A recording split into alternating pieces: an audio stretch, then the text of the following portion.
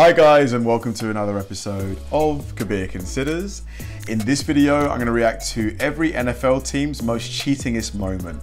Now this should be a fun one because, you know, they're in the NFL, like the games are so closely followed by the referees that for cheating to get through and not be called out, like it must be really hard. But obviously in the hundreds and hundreds of games that must have, you know, been played, thousands of games to be honest, you know, a few teams must have been able to do some crazy things. I remember the New England Patriots were accused of deflating footballs, weren't they? I think it was called Deflategate. This was like a few years back. So yeah, like I wonder if other teams must have had their own incidences. So this video, I'm sure, will be quite an entertaining one. So let's do it. Cheaters never win. They only get caught later. Did you ever take banned substances to enhance your cycling performance? Yes. In the NFL, every team has tried That's Armstrong, isn't it? to gain some advantage through breaking the rules, and some more than others. Here are all 32 NFL teams' most cheatingest moments coming up right after this. I am so proud to announce that SeatGeek is me, bro. Before the 2001 Super Bowl, it has been alleged that the Patriots filmed the Rams walkthrough, and through some false allegations and a videotape that was never produced, these rumors were never verified. The reason the Rams are named as the perpetrator of this because they were the ones tossing around all of these false accusations. Weak trolling attempt if you ask me. In a 2011 game with in-state rival Tampa Bay, the Jags incorrectly painted the field to have the arrows on one side be backwards. Really though, pretty much an indication of how bumbling the Jags were during that time, even though they won the game 41-14. Contacting free agents before. But how would that help? How would the arrows being in the wrong direction, how would that give an advantage? You can contact free agents. Terrible stuff here. In 2015, the Chiefs phoned Jeremy Maclin 3 days too soon, and it ended up costing them a third-round pick in 2016 and a sixth-round pick in 2017. They also fined Andy Reid $60K. That's a lot of bacon and ranch dressing to take from a man. Soccer players get a bunch of flack for faking injuries, but it's rare they ever admit to it. But Brian Urlacher did, as the former linebacker turned analyst told us that for 12 years the Bears had faking injuries as part of their strategy. No and it way. Even the smile on his face. had signal. Also, Urlacher used PEDs, admitting to repeated Rogaine use. Did you know that there was another Deflategate in the league? Hold on, Rogaine's not a PED. Rogaine's it brings your hair back. And that you have never heard about it because it involved tackling dummy David Carr and not Tom Brady. In 2006, the most sacked man ever admitted that his balls were of lower pressure than legally allowed. For this, he was not suspended, and his punishment was to remain as the Texans QB. Technology is amazing, is it not? You can't text while driving, and especially you cannot text while your football team is playing. And that's what Browns GM Ray Farmer was doing to his sideline in 2014. Apparently, he was bitching at his coaches like an ex-wife about what he saw. For this, he was suspended 4 games and fined $250K and fired after the season. Ooh, lucky they dropped the hammer. But why aren't you allowed to text? Why? him. The Cardinals, outside of sucking really bad, don't have much of a history of cheating. The only incident on the site that is named, besides 2 players getting popped for PEDs, was that former QB Jeff Blake also liked his balls a little drained before the game. Hey Cardinals, have you tried cheating? Though the NFL specifically has policies against this, in 2008, T-Sizzle and Company openly admitted they had put a bounty on Hines Ward, labeling him a cheap shot artist and a dirty player. I wonder where they formed that opinion. Ward said the talk was flattering. No formal punishment. Flattering. I'm flattered they've put a bounty on my head. Who thinks that? Was issued for this. Call Marvin Lewis what you want, but call him anything but a great coach. But in 2014, he had figured out a way to cheat the system. A little bit. Playing the Bucks, who were driving for a game-winning score, Lewis threw a challenge flag for a review. Problem is, in the last 2 minutes, the booth has to call for a review. The Bengals were charged a timeout, but the booth did look at the play and found that there were 12 men on the field. The Bengals won and probably choked in the playoffs later that year. That's probably what happened. Though the Niners ownership has found themselves in hot water. Man, I feel so bad for the Bengals. They lost the Super Bowl. Unlucky guys, but well done LA Rams. Stan Kroenke, he also owns Arsenal Football Club. A few times. It was their Hall of Fame receiver that stirred up a sticky mess when he admitted to using glue to give him a better grip on the ball. Highly illegal at the time, Rice claimed he didn't know that and said everyone else did it. The stickum probably helped, but it doesn't help you get wide open. This one is hilarious. Former Giants all-time great and admitted crack user Lawrence Taylor said in his autobiography that he would buy prostitutes the night before games for the opposing running backs to, quote, wear out their legs. To wear out their legs. And he said they did a pretty good job. How would you know that, LT? In 1999, the Titans pulled a huge upset in the AFC Championship game. It was alleged by former Jags DN Ronaldo Wynn that the Titans and D coordinator Greg Williams had an edge, the Jags playbook, and their game plan. Wynn said Williams himself told him so when he became a member of the Titans. I don't find this to be too horrible, but you know Greg Williams was always up to something. While not videotaping cheerleaders in their locker rooms, the Eagles did something super shady one time. They held an illegal tryout in 1979, and it cost them a third-round pick in the following draft. If you were thinking Vince Papale was at that tryout, nope. He joined the team in 1976. But what's so bad about holding a mock tryout? Like, maybe I think I need to read the NFL rule book. Former Bills special team coach John Moore learned a few things about Ralph Wilson Stadium, like wind patterns. He also learned that if he opened the tunnel door on the east side of the stadium, it would create wild wind conditions on the field. They even timed opening the door with the opposition's kicks. This went on for about 4 years from 1978 to 1982. Oh my God. I bet they wish they had better wind in this situation. Do you know what Roger Goodell hates? When he sends out a memo and you ignore it. The entire NFL was told not to front-load contracts during the 2010 uncapped season, and the Cowboys definitely front-loaded contracts. As punishment, they lost $10 million in cap space the following year. They say it's really hard to play. What was that shirt, man? What was that? In a dome. It's even harder when the dome team is piping in fake crowd noise over the PA system. No. That's what Denny Green's son, Jeremy, told ESPN. No. The Vikings have denied this, and they have never been punished for it.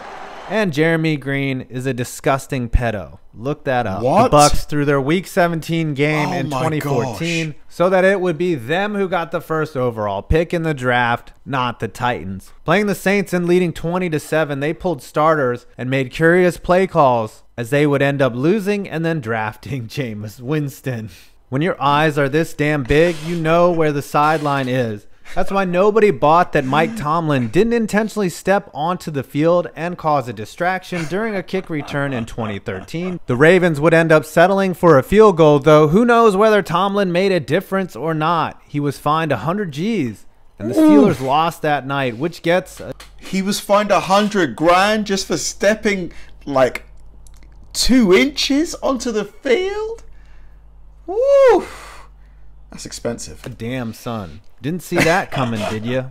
Few teams actually make cheating part of their mantra. And that's what Al Davis did, as he had a sign posted above the locker room that read, Rule 1, cheating is encouraged. Rule 2, see Rule 1. I mean, do you think a guy who looks like this would do such a thing? This one happened a long time ago, but the punishment is worth noting. The Packers got caught recruiting college players in their second year in 1920 and then had their franchise revoked for it. They had to buy their way back into the league. George Hollis dropped the dime on them, and the Packers have held a grudge since. Guess who also got the memo regarding not front-loading contracts during the uncapped 2010 season? Except the Redskins really wanted to take it up a notch on their rivals, to the tune of a $36 million cap loss, mostly for Albert Hainsworth's contract. Tanking in the NBA, I'm guessing Albert Hainsworth was a flop based on the laugh, is standard procedure. In the NFL, you're not allowed to be so obvious about it. In 2011, Peyton Manning's head fell off, and the Colts had no chance of putting a competitive team out there. Or did they? They went 2-14, picked number 1 overall, and got their guy in Andrew Luck. The next 3 years, they won 11 games each year. I wonder who they're tanking for now, though. Few cheating scandals have serious repercussions off the field. During his tenure as coach, Don Shula had policies in place to inject his players with painkillers and get them out on the field with no regard for their safety. Shula was named in a 2015 lawsuit that contends he had a decades-long scheme to put hurt players at risk for further injury. Man, oh man, that's how that's how you get a lifelong injury. If you've broken a bone, for example, and you get juiced up real quick and then you go back out there, that could be permanently damaged. Kawhi and D-Rose approve.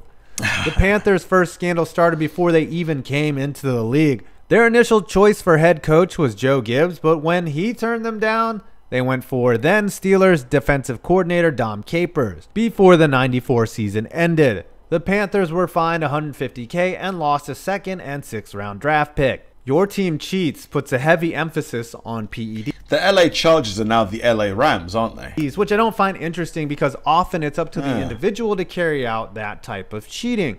But in 1963, the San Diego team trainer Alvin Roy introduced steroids to not just the Chargers, but allegedly the entire league, calling the pills extra protein. Extra pro. It's amazing how the players get bigger and faster every year, isn't it? And angrier.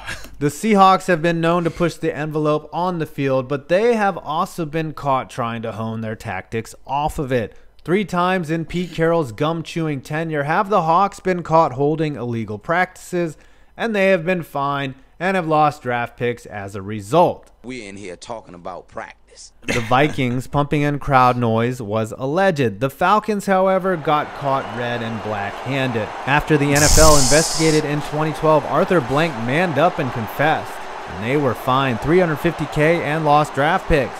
What is the incentive for crowd noise? Is it just to get your team pumped? Or is there some kind of rule that if you get certain decibels of crowd noise, you get awarded X amount of dollars? Or is it purely just for the environment, the atmosphere? Let me know. Additionally, the Falcons were forced to donate Super Bowl 51 to the Patriots. Ooh. Bounties have been a thing in the NFL probably since its inception. They lost. However, this is one that got out of hand. The Saints ran a bounty program from 2009 to 2011, which encouraged big hits and injuries to opponents. Makes sense, but the NFL had sent a memo around saying not to do this, and you know that ticks off the ginger hammer.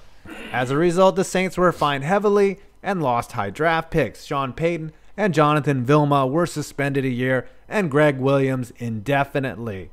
Goodell. Play harder, lose a year. Hit a woman, 2 games. This is probably the most blatant example of a bitch tactic used by a team to injure opponents. In 2010, the Jets had their entire team crowd the sidelines during kicks and punts to form a human wall of injury trap goodness. This tactic reached its peak. Look, he's even got his knee out. Oh, dude. When coach Sal Alosi intentionally tripped and injured Dolphins gunner Nolan Carroll. Alosi was fined $25K, the Jets $100K, and the Jets are still the Jets. Many of these examples are team-run cheats. Yeah, because the Jets, they're not doing very well, are they? But one player seems to stand out as the dirtiest I have ever seen.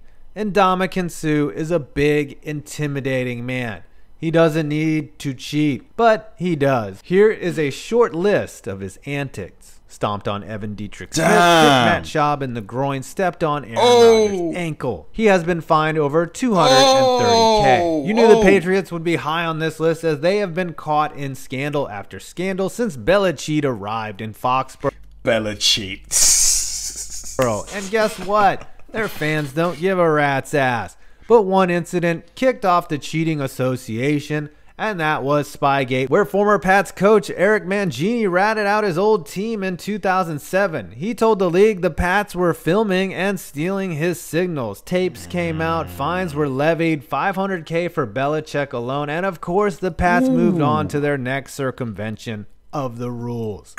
And now for our number one most cheatingest behavior. Like I said before, YTC puts a big emphasis on roids. However, it's hard to believe that teams have instituted policies and protocols in place. But cheating is cheating, and no team has been caught more at PED use than the Broncos, who since 2003 have had 13 players get popped for PED use, the most in the NFL. Even 13? Tiny white receiver Wes Welker was using. It's not that other teams don't inject themselves. To be honest though, every team is on it. Every team. There's no way they're not. With chemicals to enhance their game. It's that the Broncos seem pretty bad at getting away with it. And does anyone care? I don't think all the roids in the world is going to make Case Keenum elite. Well, I hope you enjoyed this video. And remember, kids, cheaters never win. And of course, download the SeatGeek app from the link below. Yeah, just like I thought, really interesting video. The one where that team formed the human wall on the edge of the field, and that one guy, the coach, put his knee out, knowing that these wide receivers, these guys are running as fast as they can. So if he, trips someone or gives them a knee, they're gonna really hurt themselves, tumbling down and down. Yeah, to be honest, the steroid stuff, I'm not surprised at all. These guys are in a physical, full contact sport. Of course they're going to use it. If you know your other teams, the competition are, you'd be stupid not to do it, really and truly, because that means you're giving them an advantage. So yeah, really fun video. I really enjoyed this one. Thanks for watching, guys, and I'll see you in the next one.